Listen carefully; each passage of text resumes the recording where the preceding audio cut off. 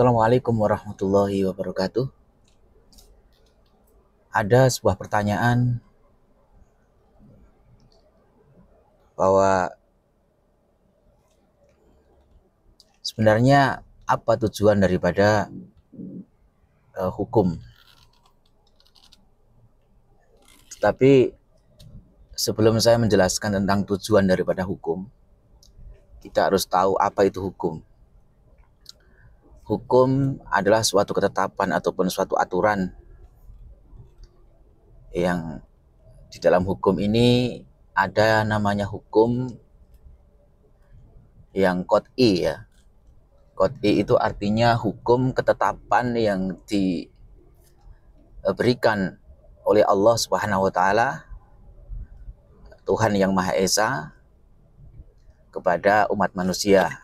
Tentu itu melalui kitab suci yang berdasarkan wahyu.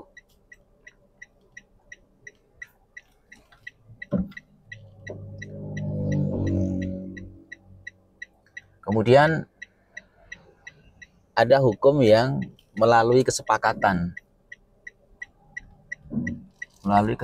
musyawarah, ya, suatu komunitas, suatu masyarakat yang disepakati membuat suatu kesepakatan dan itu bisa menjadi hukum.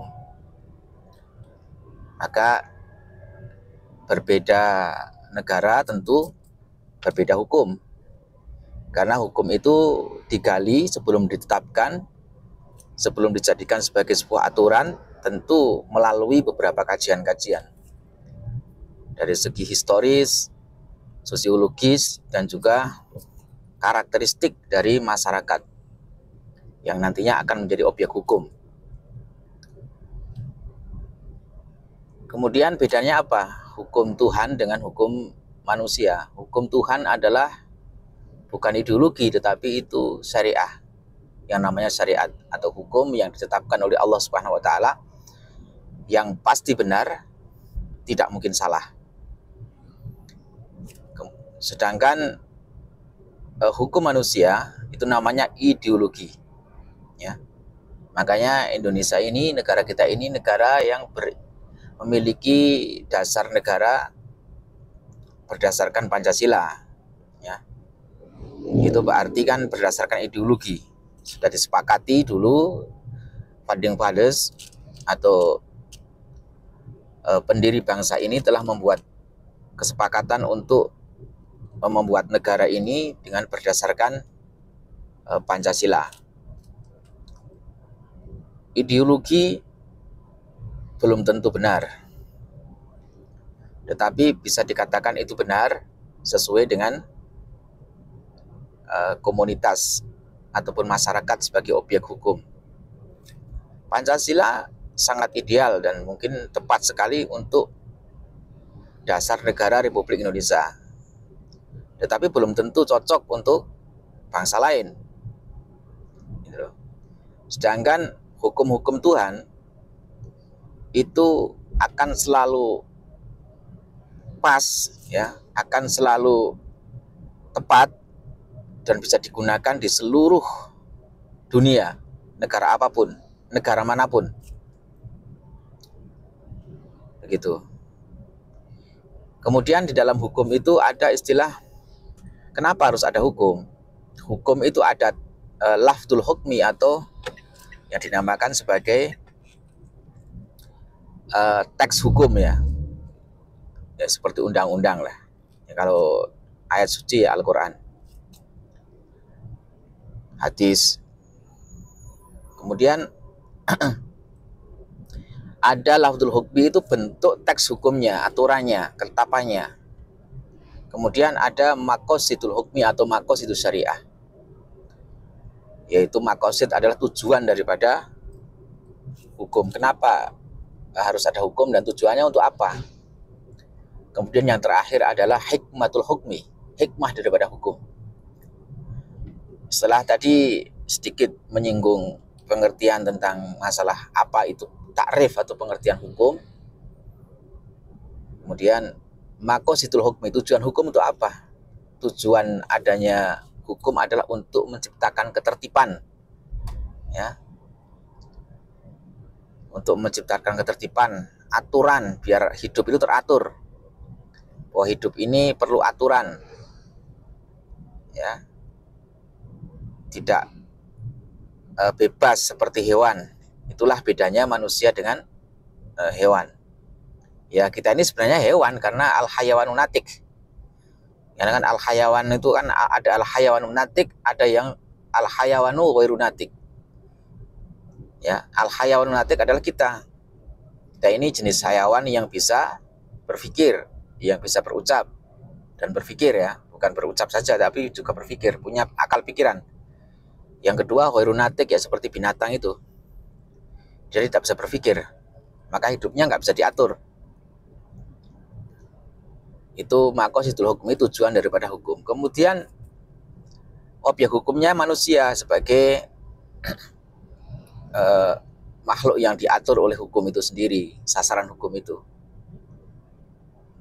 Kemudian tujuannya itu adalah untuk menciptakan ketertiban, keamanan, ya, mengatur segala aspek kehidupan.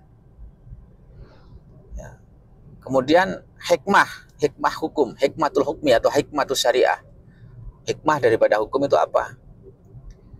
Untuk menciptakan rasa keadilan. Ya, jadi hikmahnya hukum itu untuk menciptakan keadilan. Kemudian timbul pertanyaan, apa itu adil? Ya. Banyak orang merasa dirinya tidak mendapatkan keadilan. Tetapi bagi orang lain, orang itu sudah mendapatkan keadilan. Ya, maka pengertian atau takrif daripada al-adalah ataupun adil itu terbagi menjadi dua. Jadi makna arti adil itu terbagi menjadi dua. Atau ada dua makna, maksudnya ada dua makna. Yang pertama adalah al-adalah, adil itu adalah at-tawasut bainal amrayni, yaitu bersifat tengah di antara dua hal. Artinya tidak boleh condong ke kiri, tidak boleh condong ke kanan, tidak boleh condong sebelah, ya. Harus adil, sesuai, seimbang. Makanya dalam timbangan harus adil, artinya ya sesuai, tidak belah sebelah atau sama artinya. Tetapi kalau hanya memiliki makna itu saja, itu nanti jadi blunder. Makanya ada makna lagi bahwa al-adalah itu adalah wada'u syai'in ala mahalihi, menempatkan sesuatu, menetapkan sesuatu pada tempatnya, itu adil. Contoh, punya 3 anak, yang satu SMP, yang satunya SD, yang satunya TK. Kalau SMP, kita kasih uang jajan atau kasih uang untuk sekolah, untuk sangu sekolah, untuk bekal sekolah, misalnya 20.000, karena untuk beli bensin misalnya, atau untuk kalau pakai motor sendiri. Kemudian yang satu kasih 10.000 karena SD, ya. Yang satunya masih TK atau PAUD, ya, dia mungkin malah cuma 5.000 atau berapa. Itu dari segi kalau kita memaknai adil, tawasud bainal amro ini, atawasud sama, seimbang, berarti ini tidak adil dong. Maka makna adil dalam hal ini adalah, dalam persoalan ini adalah memakai awada'u syai'in ala mahalihi, yaitu menempatkan sesuatu sesuai dengan porsinya masing-masing, sesuai dengan tempatnya, sesuai dengan kondisinya dan keperluannya. Begitu. Ini sekilas, ya. Jadi adil itu memiliki dua makna. Yang pertama at-tawasut bainal amrayni sebagai hikmatul hukmi, hikmah daripada hukum adalah keadilan. Yang kedua adalah wad'u syai'in ala mahalihi, menempatkan sesuatu pada tempatnya. Lawan dari adil adalah zalim. Makanya kalau menempatkan sesuatu tidak pada tempatnya itu namanya zalim. Sekian, semoga bermanfaat.